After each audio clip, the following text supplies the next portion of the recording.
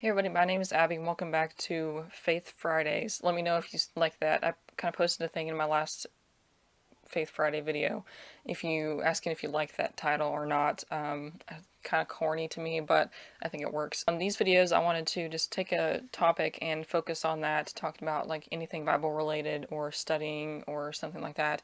And I really liked last week's video, so go check that out. This week I want to talk about why Mary. We all, I'm sure, know the story about Mary and Joseph, and the angel came to Mary and told her she was going to give birth to Jesus, all that stuff. And we kind of can lose track of how that happened. So it was not random. God didn't just eeny, meeny, miny, mo pick a woman who happened to be a virgin to give birth to Jesus. She had to fulfill all the Old Testament prophecies about the Messiah, and Mary was the one who was able to fulfill all those prophecies. So if you spent much time at all reading the Bible, you might have noticed that there is a huge emphasis on genealogy and who was the father of whom and who begat whom. So I may have bit off a little more than I can chew with this. This is a really, really like intense subject about genealogy and where Mary and Joseph and everybody came from. So I'll link to an article below that I found a lot of information from about what this means.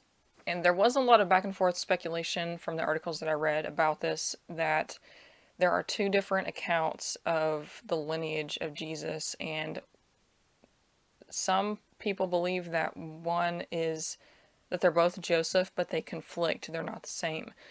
So, but it was figured out that one of them is actually of Mary, and I'll explain how. That even though the Bible, like if you read those passages, they say it's the lineage of Joseph, but it actually connects from Joseph, from Mary to Joseph through marriage. Simplest way that I can put it, one of Joseph's ancestors was cursed to not have any prosperous descendants. Just waving my paper around here.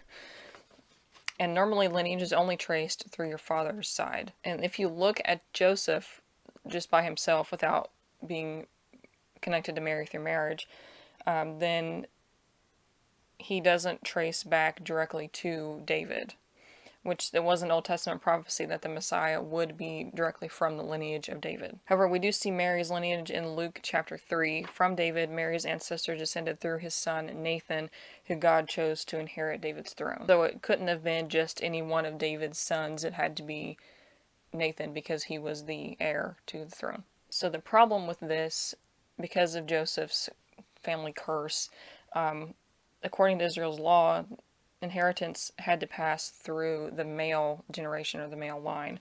However, also according to the law, if a daughter is the only heir, then she can inherit her father's possessions and rights if she marries someone from her own tribe.